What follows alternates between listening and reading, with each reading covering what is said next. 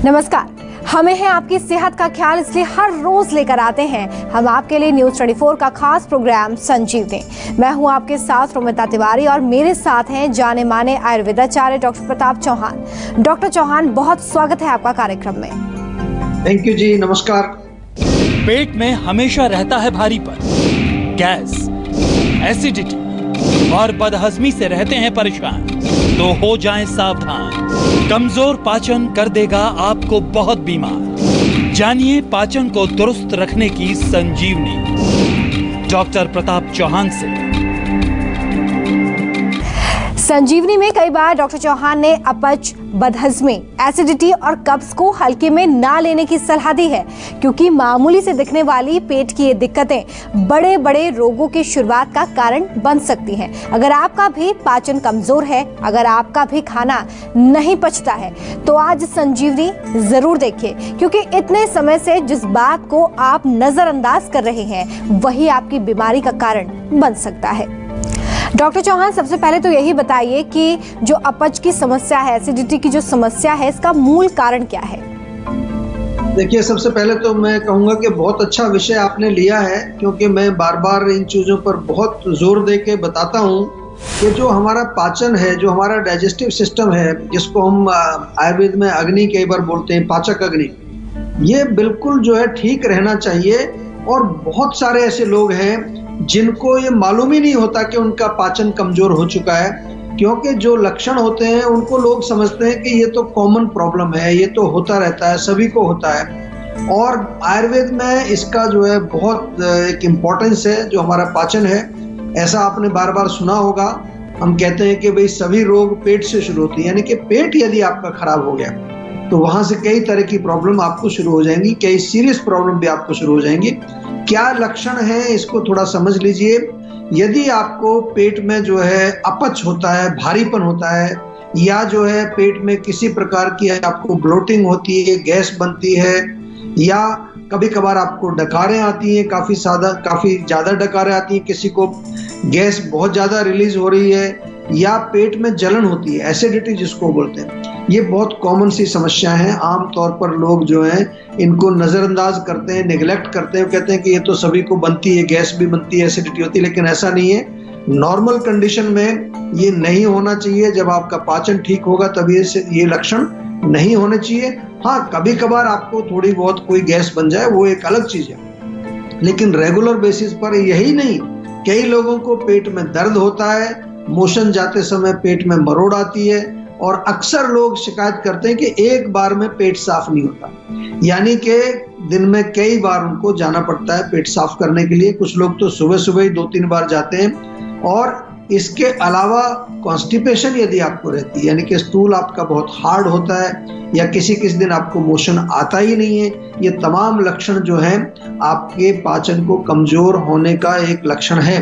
इसके साथ आजकल बहुत सारे पेशेंट ऐसे आ गए हैं जिनको किसी खास भोजन से एलर्जी, कुछ लोगों को गेहूं से एलर्जी, आजकल गेहूं नहीं पचा पाते, कुछ लोगों को जो है किसी बादाम से, मूंगफली से, या किसी और चीज से एलर्जी होती है। ये भी लक्षण जो कहीं ना कहीं आपके पाचन संस्थान की कमजोरी को ही दर्शाता है।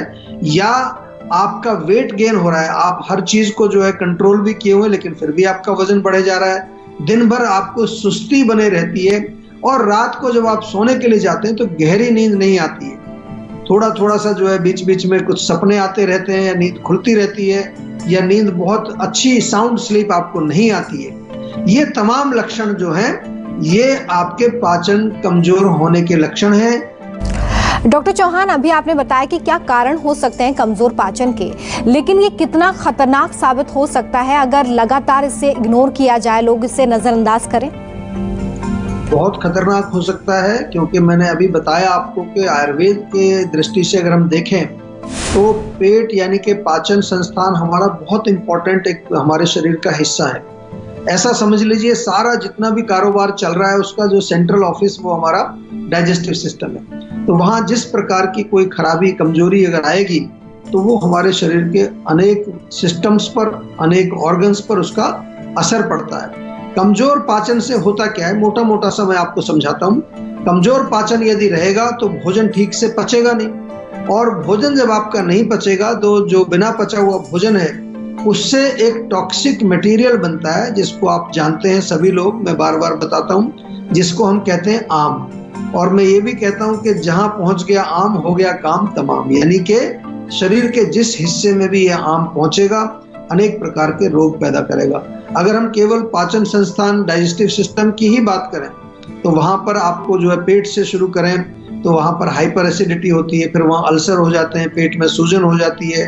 ऊपर को जो आपका एसिड आता है रिफ्लक्स, जिसको कि GERD या GERD डॉक्टर लोग बोलते हैं, या फिर जो है पेट के अंदर कई बारी जो है दर्द भी होने लगता है, वहाँ कई बार अल्सरेशन होकर के वहाँ पर काफ़ी ज़्यादा जख्म भी बन जाते हैं। इसके अलावा थोड़ा नीचे जाएं, छोटी आंत में जाएं, जिसको आयुर्वेद में हम ग्रहणी बोलते हैं, वहाँ पर भी जो है कई प्रकार के रोग होते हैं। अगर आपका वहाँ एब्जॉर्प्शन ठीक नहीं है पाचन की कमी से, तो वहाँ पर जो डॉक्टर लोग आपको बताएंगे आपको IBS हो गया है, या आपको कोलाइटिस हो गया है, या एक डिजीज बोलते हैं IBD, इन्फ्लेमेटरी बाउल डिजीज, आगे चल के अल्सरेटिव कोलाइटिस, क्रोन्स डिजीज, या फिर जो है एलर्जी का मैंने जिक्र किया आपको, सीलियक डिजीज होती है जिसको कि गेहूं नहीं पचता, ग्लूटेन नहीं उनको पचता है। कॉन्स्टिपेशन आपको हो सकती है अगर आपका पाचन कमजोर है। कॉन्स्टिपेशन के साथ साथ हेमोरॉइड्स यानी कि पाइल्स जिसको कहते हैं, ब्लीडिंग पाइल्स आपको हो सकते हैं। किसी को डायरिया हो जाता है, यानी कि उनका जो है खाना ठीक से एब्जॉर्ब नहीं होता है, आंतें कमजोर हो जाती हैं। पेट में या आंतों में इन्फेक्शन भी हो सकता है यदि आपका पाचन यदि कमजोर है।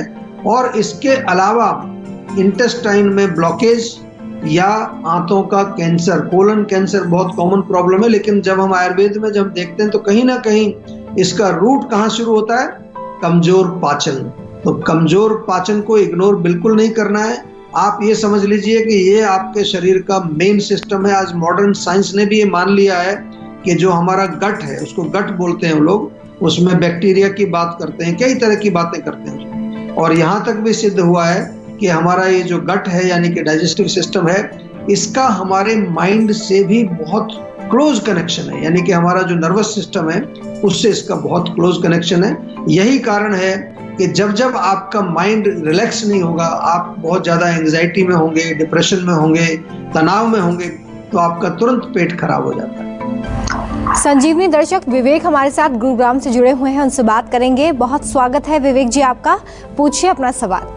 जी, मैं अपने खराब डाइजेशन से बहुत परेशान हूँ। मैं बाहर का कुछ नहीं खाता, मेरे कॉलेज के यार दोस्त वगैरह सब कुछ ना कुछ जंक फूड खाते, मैं नहीं खाता। और फिर मैं नॉर्मल रोटी जो होती है वही खाता हूँ। पर फिर डॉक्टर मेरा पेट ना बिल्कुल भारी बन सा रहता है इस पेट में, और रात को मुझे नींद नहीं आती प्रॉपर, और बार बार मुझे यूरिन करने जाना पड़ता है। ज्यादातर लोग सोचते हैं मैं तो घर का खाना खाता हूँ, लेकिन घर में भी लोग पराठे खाते हैं, पूड़ी खाते हैं, कचौड़ी खाते हैं, या ऐसी चीजें खाते हैं जो एक दूसरे से मेल नहीं खाती। आयुर्वेद में उसको विरुद्ध आहार बोलते हैं। बहुत बड़ा विषय है। और आप गुड़गांव में रहते हैं, आपसे मेरा निवेदन है एक बार हमारी गुड़गांव की क्लिनिक में जाकर के आप डॉक्टर से मिल लीजिए, पूरा डिटेल से उनको समझाइए। मैं आपको ये बिल्कुल अच्छी तरह से मैं आपको बता सकता हूँ, विश्वास के साथ कह सकता हूँ कि आपका रोग ठीक हो जाएगा।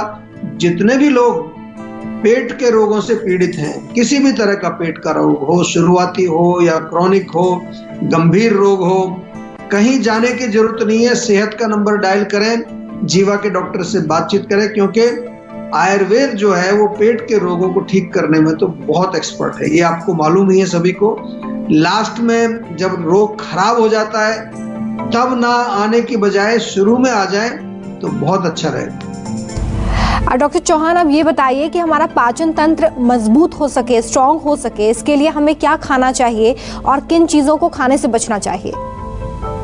देखिए, जैसा मैंने बार बार बताया है अपने शो के अंदर आप लोगों को कि हर व्यक्ति की अपनी एक प्रकृति होती है। पहले तो आपको अपनी प्रकृति जरूर मालूम होनी चाहिए सभी लोगों को। यदि नहीं मालूम है तो उसके लिए आप जो है हमारी वेबसाइट पर जाएं, जीवा वेबसाइट jiva.com पर, वहाँ पर एक आपको क्वेश्चनर मिलता है, उसको आप फिल करेंगे तो आपको प्रकृति आपको मालूम चलेगी। और दूसरा जो है, आपको अपनी जो पाचक अग्नि है उसको भी समझना है, उसके अनुसार आपको भोजन करना है। आयुर्वेद में कई तरह के जो है विकार अग्नि के लिखे हैं, विषमाग्नि, तीक्ष्णाग्नि, मंदाग्नि, ये मैं ज़्यादा डिटेल में नहीं जाऊँगा, लेकिन वो जो आपकी अग्नि का जो विकार है, क्या आपकी अग्नि में खराबी आई है, उसको समझ करके फिर आपको जो है अपना भोजन निर्धारित करना पड़ेगा। लेकिन एक सिंपल जनरल अगर मैं बताऊं तो आपको वैसी चीजें खानी है जो आसानी से पचने वाली होती हैं, जो हम आयुर्वेद में जिनको सुपाच्य कहते हैं, इजीली डाइजेस्टेबल फूड, जैसे लौकी है, तोरी है, टिंडा है, पेठा है, परवल, करेले की सब्जी आप खा सकते हैं। ये चीजें जो है अवेलेबल होती हैं। ये जरूरी नहीं है कि आपको हमेशा यही खाना, लेकिन ज्यादातर यही खाना चाहिए अगर आपका पाचन कमजोर है। मूंग की दाल खा सकते हैं, मसूर की दाल, अरहर की दाल और कभी कभार चने की दाल, उड़द या राजमा, छोले वगैरह मत खाइए। दलिया अच्छा है, ओट्स आजकल मिलता है, ओट्स का सेवन आप कर सकते हैं। उसके साथ साथ मूंग दाल और चावल की खिचड़ी बना सकते हैं, पोहा आप सेवन कर सकते हैं, उपमा खा सकते हैं, इडली खा सकते हैं। बहुत सारी चीजें हैं खाने के लिए। ऐसा नहीं है कि अगर आपका पाचन कमजोर है तो आपको बहुत सारी रिस्ट्रिक्शंस हैं। सीजनल फ्रूट्स बहुत अच्छे रहते हैं, जो भी आपको सीजनल फ्रूट मिलते हैं। अब जैसे गर्मी शुरू होगी, तरबूज, खरबूजा जो भी मिलता है, पके हुए आम मिलेंगे, वो खाइए, कोई दिक्कत नहीं है। Fruits are easily digestible. और कुछ थोड़ा बादाम, 7-8 बादाम, 1-2 अखरोट, कुछ किशमिश, 4-5 दाने, ये रात को आप अगर भिगो दें, उनको भी आप जो भिगो करके खा सकते हैं। ये मैं आपको बता दूं कि डीप फ्राइड जो होती हैं चीजें, जो तली हुई चीजें, उनको अवॉइड करना है आपको। खास तौर से जो है अगर आपका पाचन कमजोर है, गरिष्ठ भोजन आपको सेवन नहीं करना है, जिसमें कि राजमा, छोले, उड़द की दाल, गोभी वगैरह इस तरह की चीजें आती हैं। आपको जो है मिल्क प्रोडक्ट्स को बहुत जो है एहतियात के साथ सेवन करना है। छाछ अच्छी रहती है, दही नहीं ठीक है, बहुत ज़्यादा पनीर वगैरह नहीं खाना है, बहुत ज़्यादा चिकनाई नहीं खानी है, और मिठाई का सेवन भी ज़्यादा नहीं करना। जो मीठी चीज़ें होती हैं, चाहे वो मिठाई है, चाहे चीनी युक्त कोई भी चीज़ है।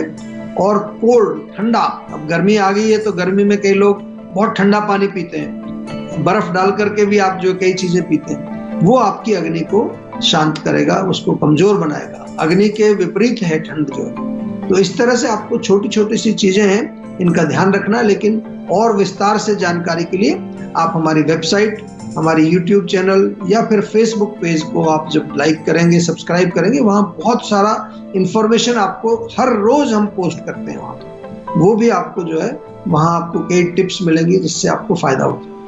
नमस्कार, मैं हूं मानक गुप्ता। अगर आपको हमारा ये वीडियो पसंद आया हो तो इसे लाइक और शेयर जरूर करें, और हाँ, हमें सब्सक्राइब और फॉलो करना ना भूलें ताकि आप देश और दुनिया की कोई खबर मिस ना करें। तो जुड़े रहिए हमारे साथ और देखते रहिए News 24।